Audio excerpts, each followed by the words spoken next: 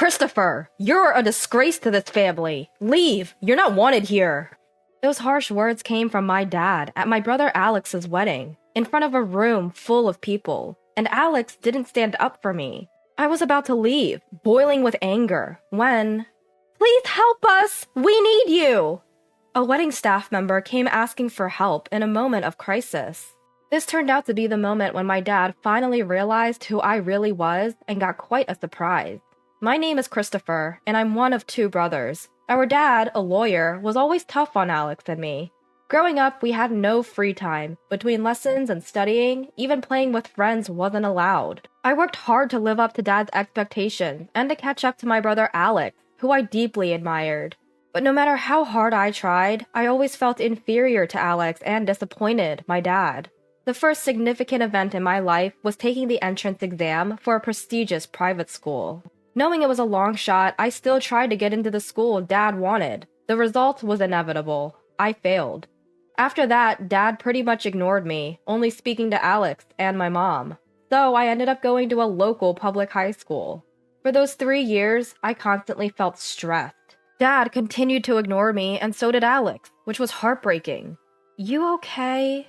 My only solace was my mom. She continued to treat me the same way as always. Yeah, I'm fine. I'll find my own path. And so, right after high school, I left home, without saying a word to Dad or Alex. I only left a note for my mom. I was desperate to leave, so I found a job where I could also live in. Luckily, I found a job opening at a hotel. I applied right away and got the job. Ever since I started working, I've been living a fulfilling life. It's not stifling like it was at home. I get to focus on what I need to do. Christopher, another mistake? How many times do I have to tell you? I'm sorry, I'll fix it right away. Get it together, Christopher! Michael, the hotel manager, is really tough. I was just a high school graduate, so it's not like I knew anything about the real world. I was always getting scolded.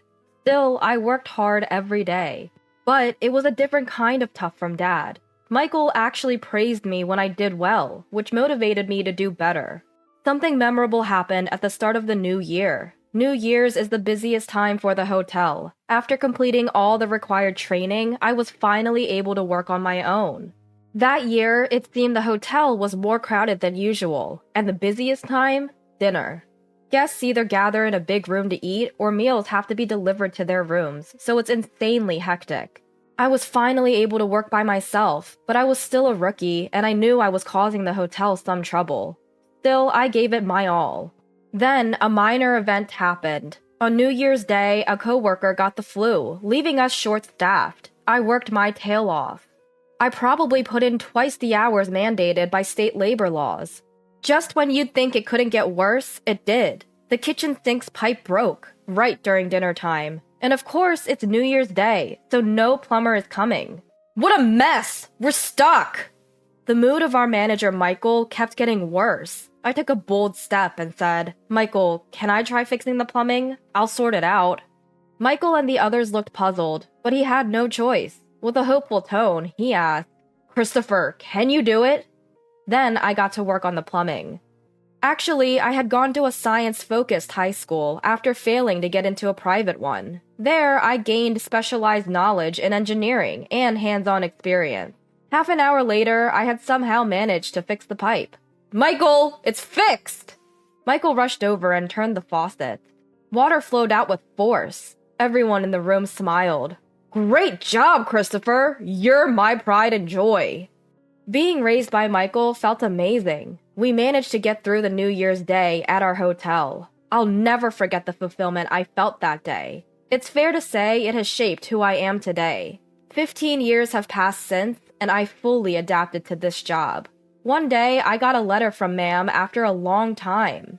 Turns out, Alex is getting married. I keep in touch with Mom a few times a year, but haven't been in contact with Dad or Alex. The letter asked for me to attend Alex's wedding. Why should I go? That was the feeling bubbling up inside me. So I wrote back to Mom. I can't attend. Yet a letter from Mom came right back, begging me to somehow make it. I reluctantly agreed to go. The location was a top-notch luxury hotel. Alex's bride is a young woman from a prestigious company, and the guest list outnumbers those at my work's New Year's celebration. It's quite lavish. I thought it was Alex and Dad's style. The meeting with Alex's bride was probably arranged at a party by Dad, or was some kind of political marriage. On the day, I wore a suit I've had for a few years, and headed to the venue.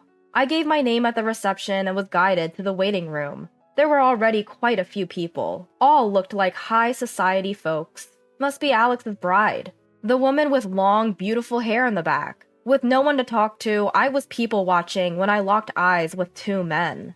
I recognized their faces. His face was clearly unhappy. Two men, Dad and Alex, walked up to me. "Why are you here?"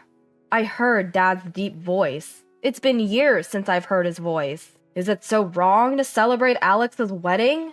Oh, by the way, congrats, Alex. I said that, and Alex made a conflicted face. He probably can't openly appreciate my congratulations in front of Dad. What have you been up to all these years? No doubt some worthless job. Christopher, you shouldn't be here. As Dad said this, Mom rushed over to us. Come on, Christopher is here to celebrate. No need to be so harsh. Mom was desperate to persuade Dad, but her voice was drowned out by Dad. Enough, Mom! Christopher, let me make this clear. You're a disgrace. I don't want you ruining Alex's celebration. Get out! Even I felt a surge of anger. I didn't want to come to Alex's wedding in the first place, and yet I get treated like this. That's why I didn't want to come. Fine, I'm leaving, okay? Mom, this is why I didn't want to be here. To see this terrible dad. And turned my back to exit the waiting room. I picked up my belongings and was about to step outside. Please wait! I heard someone call out and turned around. A wedding staff member from the hotel was rushing over. What's up? It seems we have an unexpected guest for today's wedding. We're short on seats and food. Everyone in the waiting room looks worried. Emily, the planner, and the parents-in-law staff. I see. Is that what's going on? Emily can't handle it alone, and they're asking for my help. But what does this have to do with me? Reflect on your past actions. Serves them right. All my grievances against Dad and Alex are bubbling up. But then, memories from the past fill my mind, of times when Alex and I used to play. Alex always made time to play with me during study breaks. Right if I just walked away, I'll be no different from Dad. I turned back to the wedding staff. Can you take me to Emily? The staff member's face relaxed. I quickly followed them back into the waiting room. I returned to the very place I was kicked out of. In the center of the room, Emily, my dad, and the bride's father all wore worried expressions. As I got closer, my eyes met Dad's. Why has Christopher returned? Leave! Dad approached me with a furious look, but Emily got to me first. General Manager, please help us! Dad's eyes widened in shock. You see, I'm now the general manager for all the hotels that my current company manages. When I first joined, we had just started expanding. Now we have hotels and wedding venues all over the country. And this hotel we're in right now, it's one of the hotels I oversee. I think I can handle this. I calmly explained the situation. Dad, I'm busy right now. We'll talk later.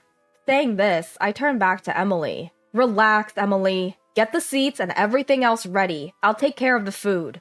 The stress fades from Emily's face. Understood. I'll leave the food to the general manager and handle the rest. With that, Emily rushes off. All right, it's my turn now. Everyone in the waiting room is watching me. I leave the room and head to my friend, Chef Jackson. This hotel has a high-end restaurant, and Jackson, the chef, is a good friend of mine. Hey, you in? After some rustling, Jackson appears. Christopher, what brings you here? Work? I'm here as a guest today. My brother's wedding is happening here, but we're one meal short. Can you help? Sure thing. I'll whip something up with my culinary skills. Much appreciated. I owe you dinner. Looking forward to it. I return to the waiting room after taking care of a few things. The guests have already moved to the ceremony area. Only my parents and the bride's parents are left. The issue is resolved. We've got an extra meal coming. Upon hearing this, my mom and the bride's parents looked relieved. My dad looked conflicted. Quite the proud man he is. Christopher, thank you so much. Because of you, the celebration can go on successfully. It's all in a day's work as a general manager. And with that, we all enter the ceremony hall. The lights dim and the groom and bride enter. Alex looks incredibly handsome and his bride is stunning. The ceremony proceeds, and then it's mealtime. I confirm that everyone is served and breathe a sigh of relief. The ceremony concludes successfully. The faces of the groom and bride are filled with happiness. After the ceremony, we had a little talk with Alex's family and the bride's family. The topic was gratitude towards me, especially from the bride's family. I was thanked profusely. These moments are why I love my job. Christopher, thank you so much. We had the best day ever, all thanks to you. No worries. Wishing you all the happiness in the world. Thank you so much. I look at Dad and Alex. Both of them have complicated expressions. Mom walks over to me. Christopher, you did wonderfully. Thank you. Dad and Alex want to speak to you. I look back at Dad and Alex. Alex apologizes first. Christopher, you saved us. Thank you. And sorry for everything up to now. As long as I could help Alex, it's all good. Then Dad lowers his head without saying a word. He seemed to have nothing to say. That's fine with me. After all, I never became like Dad. Just then, my cell phone buzzed in my pocket. It was the manager from a hotel in the next town over. Looks like more work. But hey, I enjoy it, so no complaints. Alright, I'm off. Got work to do. You two take care. I probably won't see Alex or Dad again. I left the room without looking back and headed to work. 3 days after Alex's wedding, I was enjoying a rare day off. Sitting on the sofa, sipping warm coffee, that was my happy time. Suddenly, the doorbell rang. Who could it be? I wondered as I went to the door. Alex was there. Surprised, I opened the door. Alex? What brings you here? Sorry, I got your address from Mom. Wanted to talk to you, Christopher. He wants to talk to me? Maybe he came to say thanks again. Well, you want to come in? Pardon the mess. If it's okay with you, Christopher, I'd like that. Alex gave a forced smile. I invited Alex in and served him coffee. Thank you. Smells good. Alex took a slow sip of his coffee. Seems like we both enjoy coffee. So, what did you want to talk about, Alex? Alex put down his coffee cup and looked me straight in the eye. The next moment, he apologized. I'm really sorry for everything. I was puzzled. He came all this way to say that? A phone call would have sufficed. Hey, it's alright, Alex. Alex looked up. Actually, I came today because I wanted to share some things with you, Christopher. If you don't mind, I'd like you to hear my grievances. Grievances? I was left speechless. Alex began to speak slowly. You might think I'm the older brother who can do anything, but I envy you, Christopher. You're free from Dad's pressures, living your own life, away from our parents. I couldn't say a word. Alex felt that way? I had no idea you felt that way, Alex. Silence filled the room for a moment. I felt somewhat guilty. After all, I had unintentionally shifted all of Dad's expectations onto Alex.